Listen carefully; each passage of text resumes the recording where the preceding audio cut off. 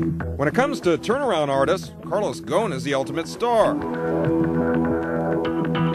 Today that they have a role to play. With business taking him to Japan, France, and the United States, among other places, he's a man who's constantly on the road. And we had to come here to Paris to catch up with him. Very nice for you to do that. Thank you for seeing you. I began by asking him how he managed to take Nissan with its $17 billion in debt and in just 4 years make it the world's most profitable auto company. You don't implement change easily in Japan unless you explain very clearly why you need to do this change, how you're going to do this change, and what's going to be the outcome of this change.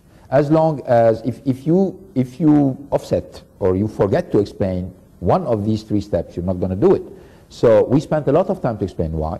Well, it was obvious because everybody was frustrated by the situation of the company. We spent a lot of time explaining the how, step by step, and at the end, we explained what was the outcome. Why do you think you were able to turn Nissan around? You did a phenomenal job. What were the key factors?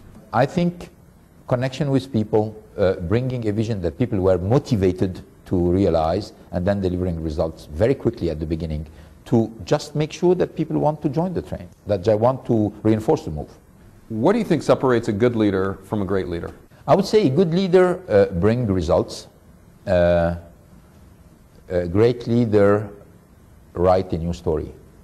It's different. Obviously, a new story has to incorporate a lot of results.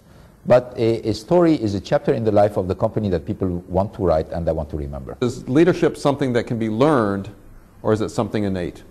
There are people when, after sitting with them and discussing for a few minutes, you know that there is a lot of potential. But when you're listening to that person, what is it that you think, this person has potential? Very subjective. It's very subjective. You know what? That means it's one of the most important thing is this person interesting? I mean, do you get hooked to this person? Are you really absorbed by this person? Whatever level this person is, whatever this person is doing, if you get hooked, if you are really, your attention is taken, if you want to know more about this person, you know that this person has a potential. Because if you're feeling the same thing, other people are going to feel the same thing. And as you know, leadership is firstly based on your ability to connect and to attract people around you. How would you describe your management style? Well, it's very difficult for somebody to describe his own style. I can tell you. Let me tell you what people say about you as a manager, that you have passion, you're inspiring, you're demanding. Well, I'm sure that, you know, these are very generous terms. I would not describe myself like this. I'm certainly very demanding on myself. I hope I am more demanding on myself than I'm demanding on people around me. I try to make sure that it's very well balanced, or if it's unbalanced, it's towards me. Inspiring, I don't know. I mean, when I take a look at the results, obviously we've done a lot of very tough things, and people have done it, I'm not saying always smiling, but at the end, they were happy about what they've done inside the company, and for me it was a great reward. You're a tough act to follow for any manager. What do you tell someone who has to fill big shoes? Be yourself. Be yourself. Aim high. Don't be afraid to fail. You know, being afraid of failure usually provoke failure. Just trust people around you, and anyway, you're going to do it one time. You're never going to do it twice, so give it your best shot.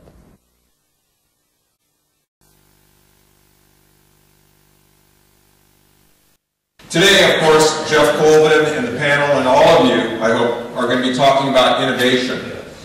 And if you really want to bring about change in an organization, if you really want to innovate, you have to bring about cultural change. Because if you don't have the right environment within the organization, you're not going to get change, because people won't take that change. How real are you? Because I guarantee you, for any of you as managers, or people for that matter, if you're not real, people are going to see through it, and you're not going to be able to effectively lead. It comes down to that all the time. Biggest mistake most CEOs make, believing what's on their business card. Being a leader, a lot of different challenges these days. It used to be basically, you hit your numbers, you grow the revenue, Wall Street loves you, the street loves you. No longer.